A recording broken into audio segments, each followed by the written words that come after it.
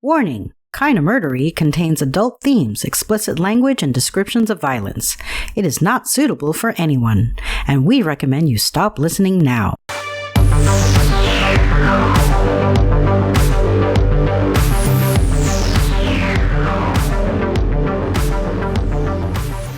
True crime with a dash of the paranormal, the garish, the strange, and the darkly comic.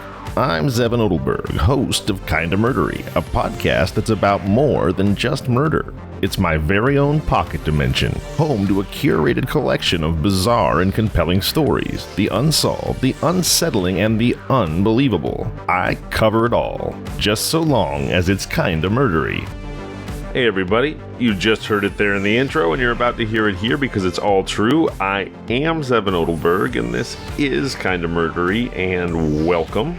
You found your way to Part 2, the thrilling conclusion of Hellish, Nell, the Scottish witch Nazi.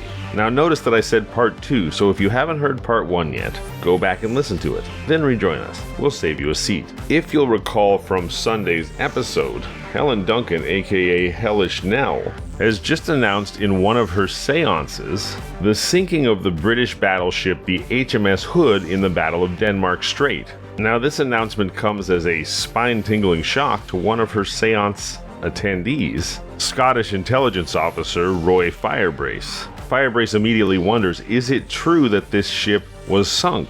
And if so, how the heck does this medium know about it when he, a man at the center of British intelligence, does not? Firebrace swiftly moves to confirm Helen Duncan's claims, and what he finds, much to his shock, is that yes, indeed, the HMS Hood was sunk in the Battle of Denmark Strait. Even more surprising, that sinking would not be admitted to or reported by the British government until months later. So the burning question on the minds of everyone with a little bit of authority or leverage in the British intelligence community is how in the heck a medium, presumed to be a fraud, could possibly be in possession of top secret government wartime secrets, aka the fate of the HMS Hood. And if she has this information, does that mean she has access to more information that could potentially be shared with the enemy? In the minds of the wartime establishment, Helen Duncan has moved from a paranormal curiosity / flim-flam entertainer into a possible threat to Great Britain's national security and even its continued existence. So if you're ready to find out more, please join me as we uncover what truths we can and solve what mysteries we may. Kinda Murderies, Hellish Nell, the Scottish witch Nazi, Part 2 starts now.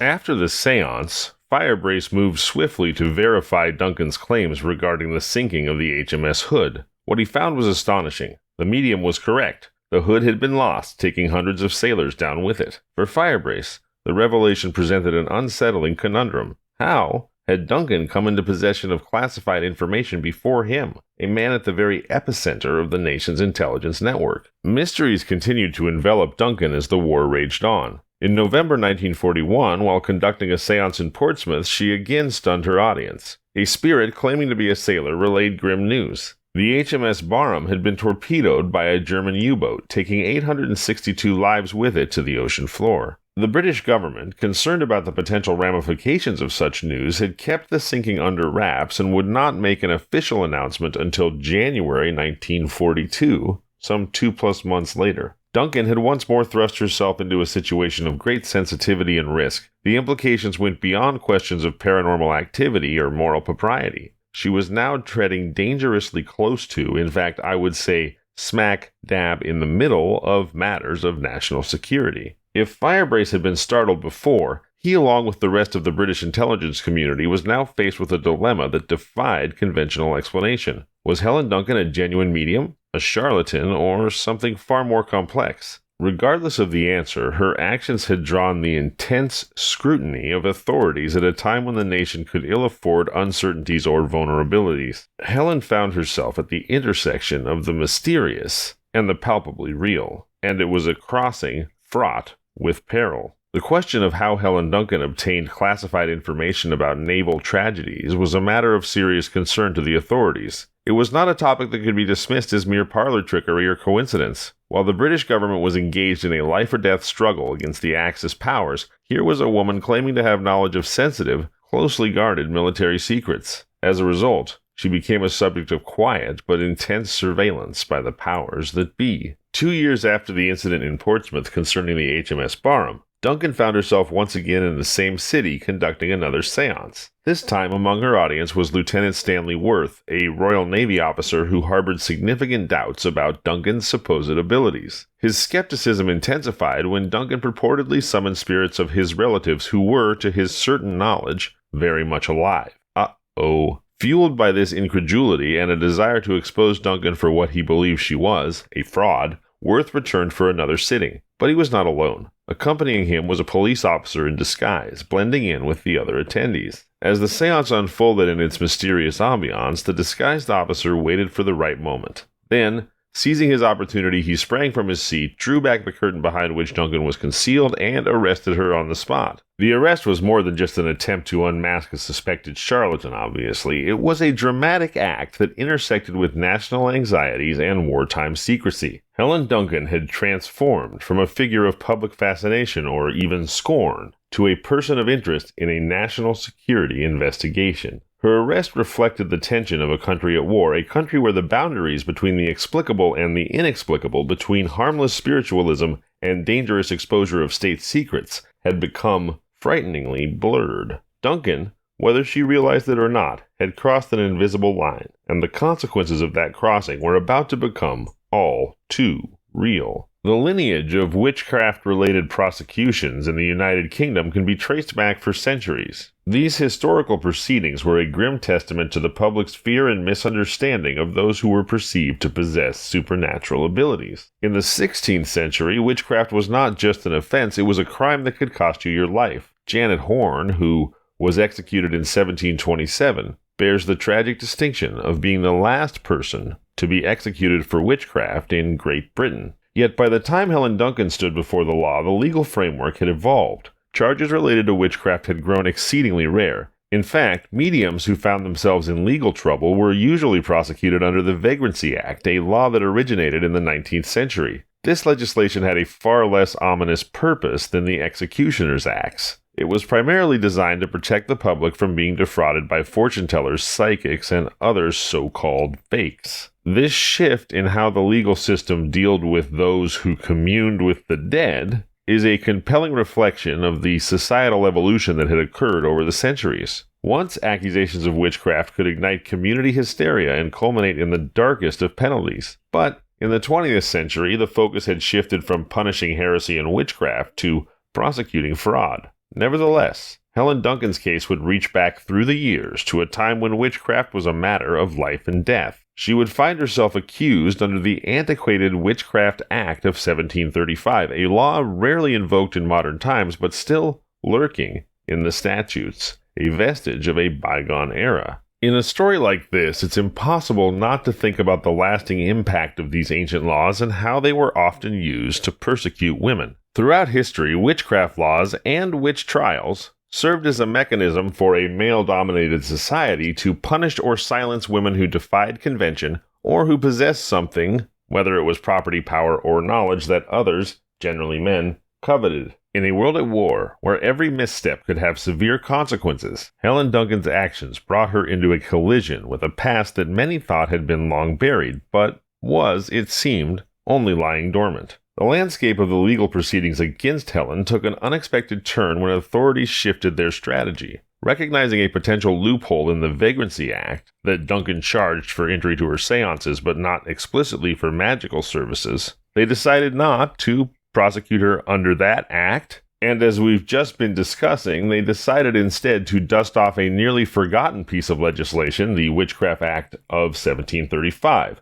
Now, passed shortly after Janet Horne's execution, this was the last woman to be executed as a witch in Great Britain in 1727, Well, the Witchcraft Act was passed shortly after her execution, and the law aimed to modernize the country's approach to witchcraft. Rather than sentencing so-called witches to death, it imposed imprisonment for those claiming to practice or accusing others of practicing witchcraft. This shift in prosecutorial strategy underscored the unique gravity ascribed to Duncan's case. While her trial could have unfolded in Portsmouth, the local magistrates concluded that the circumstances were, quote, unusually grave, unquote. Thus, they determined she should face her accusers at London's Central Criminal Court, commonly known as the Old Bailey, an institution steeped in centuries of legal tradition and societal judgment. It was a move that elevated her case to a level of scrutiny and visibility that few others received. Once the heart of legal proceedings against witches, the Old Bailey now stood as a more modern edifice of justice. Yet for Helen Duncan, it was about to serve as the backdrop for a convergence of past and present, a stage where old laws long considered dormant could reawaken to cast judgment upon her. It's a decision that invites reflection on how the judicial system can, at times, reach into the archives of history to wield laws that were products of their time, but feel incongruous in the present. The move to prosecute Duncan under the Witchcraft Act of 1735 serves as a chilling reminder that the past, with all its prejudices and fears, is never as distant as many of us would like to assume. Hellish Nell's trial unfolded in such a fashion that it was impossible to ignore, not just for the everyday citizen, but also for those sitting in the highest seats of government. Beginning on March 23, 1944, the courtroom drama became a national preoccupation. Journalists chronicled each twist and turn, effectively turning the trial into what could only be described as a media circus. It was a vivid tableau of legal and societal attitudes, a spectacle so unordinary, so extraordinary, that it caught the eye of none other than Prime Minister Winston Churchill himself. With a war to win and a nation to lead, Churchill nevertheless took a moment to denounce the proceedings against Duncan as, quote, obsolete tomfoolery. His words echoed in the corridors of power, adding a layer of almost oxymoronic absurdity to the gravity of what was already a watershed moment in British history. Then, on April 3rd, the jury returned from their deliberations with a verdict that reverberated beyond the courtroom. Guilty. In this moment, the entire drama, tinged with elements of the arcane and the judicial, reached its climax. The guilty verdict was more than a legal decision. It was a societal pronouncement, a declaration that seemed to defy the advances of modernity that a world at war had so painfully wrought. A medium, prosecuted under a law more than 2 centuries old, was found guilty in the very heart of a society that split the atom and was coming to terms with the dawn of the computer age. And yet, Helen Duncan was found guilty of the most medieval, the most ancient, the most biblical even of crimes: witchcraft.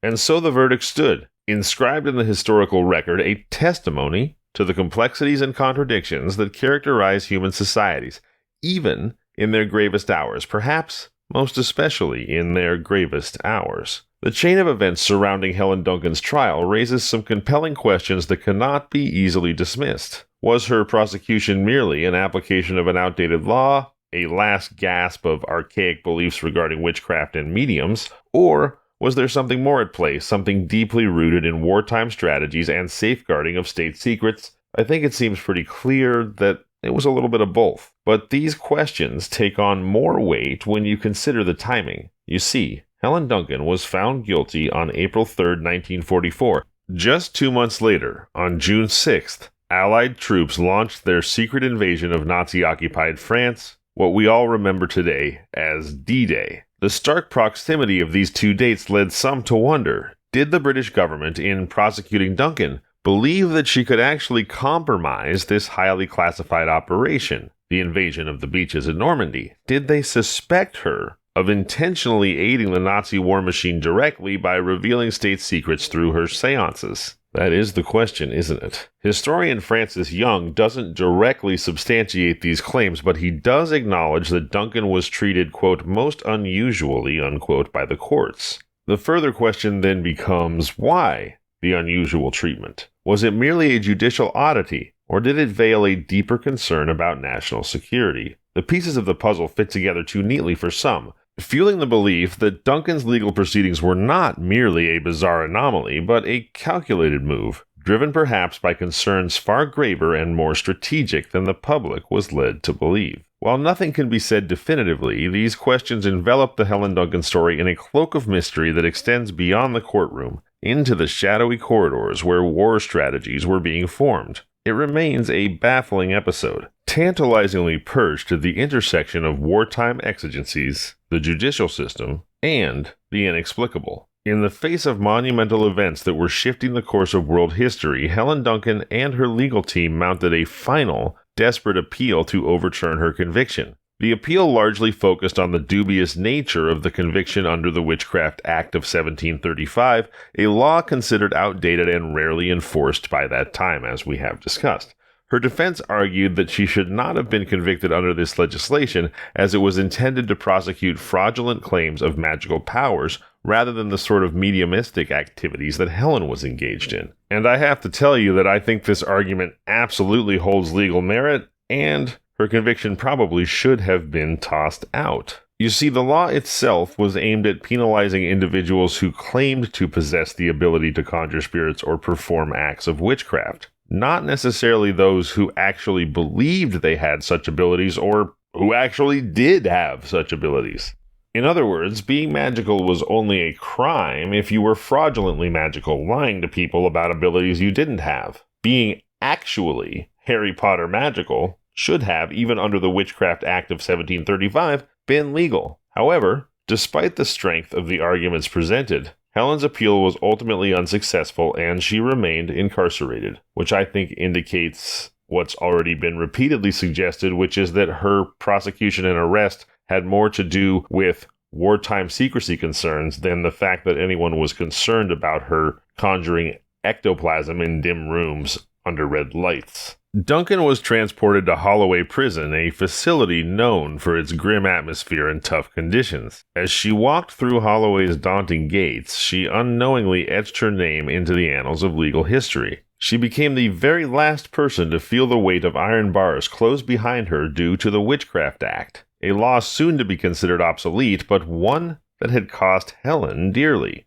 While Duncan languished in her cell, contemplating a future clouded by uncertainty, another medium named Jane York was tried under the same antiquated legislation. At the ripe old age of 72, York faced her own day in court in September 1944. Unlike Duncan, however, she was fined a mere £5 and spared the harshness of imprisonment. It was as if society was slowly recognizing the absurdity and injustice of such prosecutions for witchcraft. Was that it? Or was it the fact that D-Day had already come and gone successfully, so York wasn't nearly the perceived threat that Duncan was? The Witchcraft Act itself would only survive a few more years. The law was officially taken off the books in 1951. But for Helen Duncan, the repeal came too late. The toll had already been exacted, a life altered irrevocably, and a cautionary tale penned in the margins of a society in flux. However, there's something that seems to sadly have been forgotten all too often these days, and that is whenever looking at historical events, the context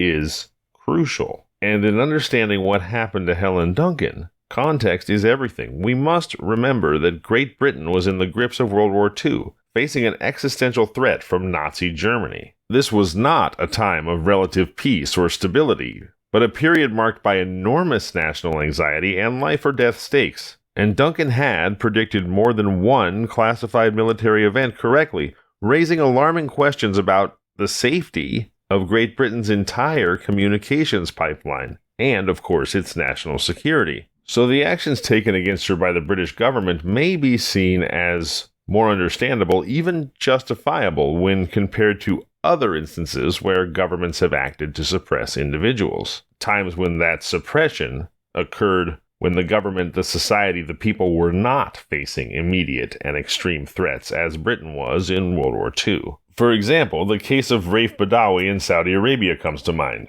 Badawi was imprisoned and sentenced to 1,000 lashes for creating a blog that criticized the Saudi government. Consider also the plight of the Uyghurs in China, who were being detained and subjected to forced labor and other human rights abuses because of their tribal and Muslim identity. These actions are often taken under the umbrella of national security, but proper historical context suggests that they lack the pressing urgency and high stakes that characterized the British government's actions against Duncan. That said, the legacy of witch trials, replete with prejudice, false accusations, and often deadly outcomes, does cast a shadow over the British government's actions against Helen Duncan. Historically, witch trials were often more akin to ritualistic purges than any notion of modern-day justice, and this is a history that arouses understandable skepticism about Duncan's trial and the British government's actions even in the context of war. However, it's equally critical to acknowledge that Duncan, known colloquially as Hellish Nell, was not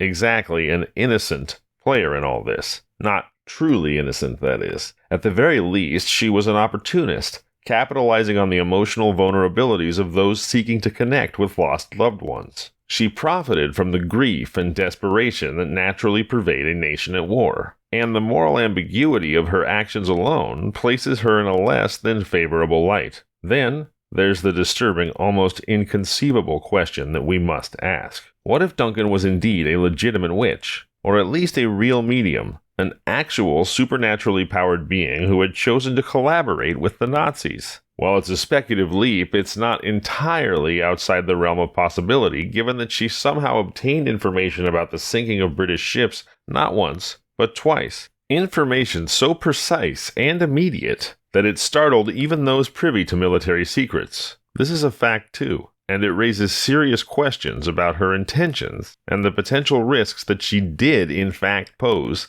to national security. In the final analysis, we're left with this reality. The full scope of Duncan's abilities, fraudulent or authentic, has never been proven and thus remains shrouded in mystery. And it's precisely this lack of clarity that prevents us from categorically vilifying or absolving her. What we do know is that, intentional or not, she existed at the intersection of the inexplicable and the dangerous, and in times of national crisis, that is an exceptionally precarious place to be. In this context, while the British government's actions may have been extreme, they were not necessarily unfounded. Duncan's case serves as a cautionary tale for both the government and the individual. It's a reminder of how fear and uncertainty can make the lines between right and wrong all the more blurry. The ethical questions surrounding Hellish Nell remain relevant today, serving as a stark warning that we remain ever vigilant about how society treats those who operate